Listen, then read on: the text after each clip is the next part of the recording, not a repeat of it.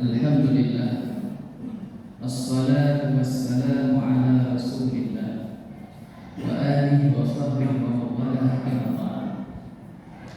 Rabbi shrah li sadri wa yassir li amri wa hlul 'uqdatam min lisani yafqahu qawli. Para guru kami, guru-guru, Bapak Ibu yang dimuliakan Allah Subhanahu wa taala. Izinkan kami menyampaikan beberapa hal berkaitan dengan nuzul Quran. Kita ketahui bahwa nuzul Quran itu adalah proses awal mula Al-Quran diturunkan ke bumi kepada Nabi Muhammad SAW. Saat itu Nabi kita sedang menyendiri di Gua Hira. Kalau dalam bahasa kitabnya disebut bertaunus.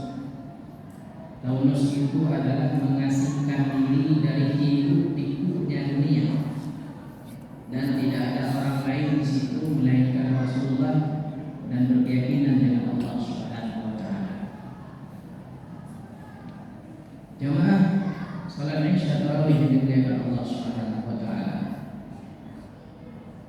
Perjalanan menunggu datangnya wahyu dari Allah itu bukan perjalanan yang biasa. Sangat dirasakan sekali oleh baginda Nabi Muhammad SAW. Dari semenjak umur beliau 38 tahun, beliau pergi datang ke Gua Hira menyendiri, ngepreh berdoa wahyu Allah Ta'ala, tapi tidak sampai. Kemudian di tahun berikutnya saat umur beliau 39 tahun juga sama, untuk berterus memohon diturunkan wahyu dari Allah. Baru kemudian di umuran 40 tahun Rasulullah SAW, di mana malaikat Jibril diperintahkan oleh Allah untuk menurunkan ayat pertama di surat Al-Alaq, 5 ayat. Iqra' bismi rabbikal ladzi khalaq, khalaqal insana min 'alaq, Iqra' rabbukal akram alladzi 'allama bil qalam, 'allamal insana ma lam ya'lam. Semua adalah ayat pundakan petunjuk dari Allah dari Baitul Izzah kepada Rasulullah SAW. Proses turunnya Al-Quran ini memunculkan beragam pendapat para ulama. Ada ulama yang berpendapat Al-Quran itu diturunkan malam pertama bulan suci Ramadan. Ada yang mengatakan malam ke-13. Ada yang menyebutkan malam ke-19.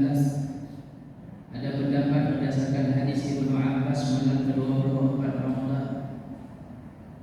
Dan ada pendapat yang lebih rajih, populer di kalangan kita masyarakat Indonesia pada umumnya dan Aceh pada khususnya, malam 17 Ramadan malamnya.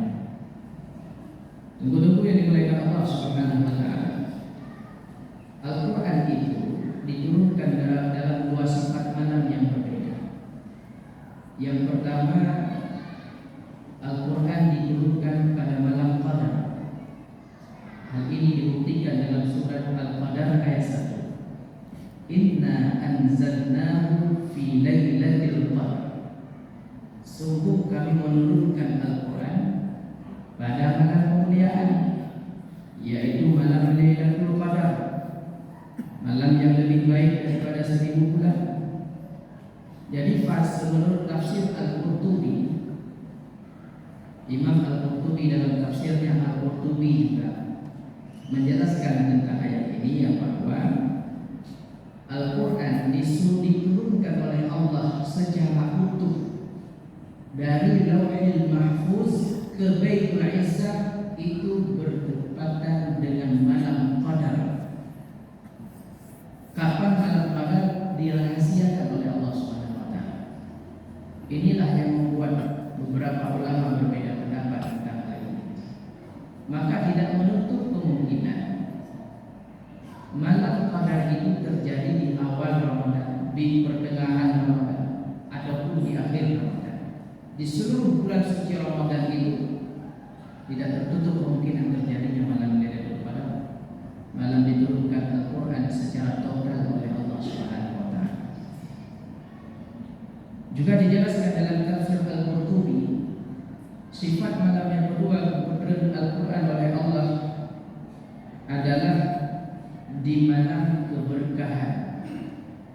Hal ini diungkapkan dalam Al-Quran surat Al-Dukhan ayat 2, Inna anzalnahu fi lailatin mubarakah. Kami turunkan Al-Quran pada malam-malam yang diberkahi. Malam yang diberkahi itu adalah malam Ramadan. Seluruh isi Ramadan dari awal hingga akhir, setiap detik, setiap saat, setiap hari, setiap malam diberkahi oleh Allah Subhanahu wa Ta'ala. Apa maksud daripada ini? Makna daripada ayat ini adalah Al-Quran itu menurut pendapat kuat Imam Syafi'i mengatakan diturunkan secara berangsur-angsur, dan mulai ayat pertama itu malam 17 Ramadan. Malam yang diberkahi itu adalah malam 17 Ramadan. Di antara malam-malam yang berkah ada satu malam yang berkah adalah malam 17 Ramadan. Tunggu-tunggu yang dimuliakan Allah Subhanahu wa Ta'ala, bahkan tidak hanya Al-Quran yang diturunkan di bulan suci Ramadan ini, seluruh kitab-kitabnya para nabi, suhuf para nabi-nabi Allah yang diutus ke atas permukaan bumi ini juga diturunkan kitab kepada mereka di malam-malam Ramadan. Hal ini diungkapkan dalam hadis riwayat Imam Ahmad mengatakan bahwasanya kitab suhuf Nabiullah Ibrahim, suhuf yang diberikan kepada Nabiullah Ibrahim, itu diturunkan oleh Allah Subhanahu wa Ta'ala malam pertama Ramadan.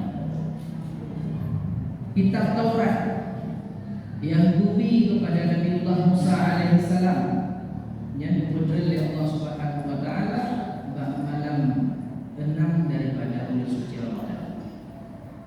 Kitab Injil kepada Nabiullah Musa kepada Nabiullah Isa alaihissalam malam ke-13 daripada bulan suci Ramadan.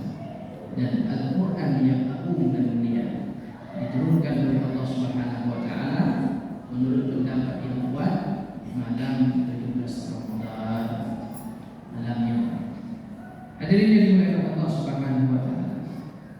Ini menandakan bahwa Al-Quran itu adalah kitab barakah. Orang yang dekat hatinya dengan Al-Quran, hidupnya berkah di sisi Allah, dijamin rezekinya, dijamin kesehatannya, dijamin kehidupan dunia dan akhirat.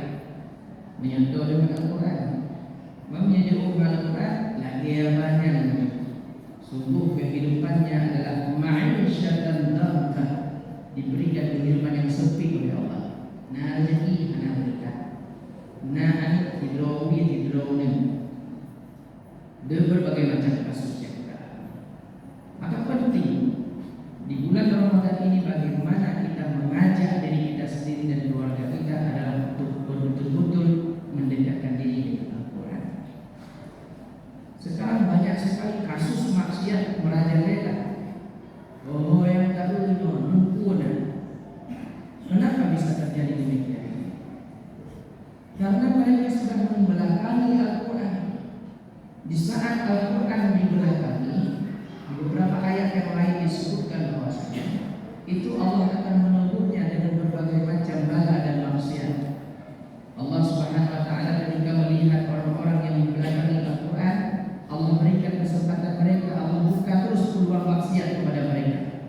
Di saat mereka terlena dengan kemaksiatan, menikmati maksiat, seolah-olah maksiat itu memberikan manfaat banyak kepadanya, maka saat itulah Allah turunkan fa'akhadnahu baghtah, kami turunkan kepada mereka azab secara tiba-tiba, wa idza hum mublisun, sehingga mereka membuat mereka berputus asa. Betul azab secara tiba-tiba kami merasa. Hadirin yang dimuliakan Allah Subhanahu wa Ta'ala, maka dengan demikian keotentikan Al-Quran ini terjaga keasliannya sampai hari kiamat. Ini dibuktikan oleh Allah dalam surat Al-Hijr ayat 9. Inna nahnu nazzalna dzikra wa inna lahu lahafizun. Kami pula yang menjaganya Al-Quran. Maka orang-orang yang diberikan kehidupan yang mudah oleh Allah, batinnya terikat dengan Al-Quran. Begitu yang dimuliakan Allah Subhanahu Wa Taala sebagai pesan sampai yang diukur dengan Al-Quran. Karena Al-Quran itu di Al-Quran surat Al-Baqarah ayat 183 adalah pedoman bagi kita. Syahrul Ramadan alladzi unzila fihi Al-Quran hudan linnas wa bayyinatin minal huda wal furqan. Al-Quran diturunkan di bulan suci Ramadan sebagai petunjuk bagi kita, pembeda antara baik dan yang tidak. Begitu yang dimuliakan Allah Subhanahu Wa Taala, maka sebagai pesan terakhir, marilah kita jaga hubungan kita dengan Al-Quran agar Allah menjaga hubungan kita dengan orang yang senantiasa membaca Al-Quran, mengkaji isi yang terkandung dalam Al-Quran. Maka Al-Quran itu akan menjadi teman nanti di praktik kita buku dalam buku ngondanyonya adalah Al-Quran. Sementara amalan-amalan lain pada hidup, sementara Al-Quran hidup oleh kita menjadi lampu penerang di saat kegelapan dalam kubur yang dahsyat. Demikianlah yang dapat kami sampaikan. Semoga bermanfaat adanya. Terima kasih atas segala perhatian. Mohon maaf atas segala kekurangan. Wabillahi taufiq wal hidayah. Wassalamualaikum warahmatullahi wabarakatuh.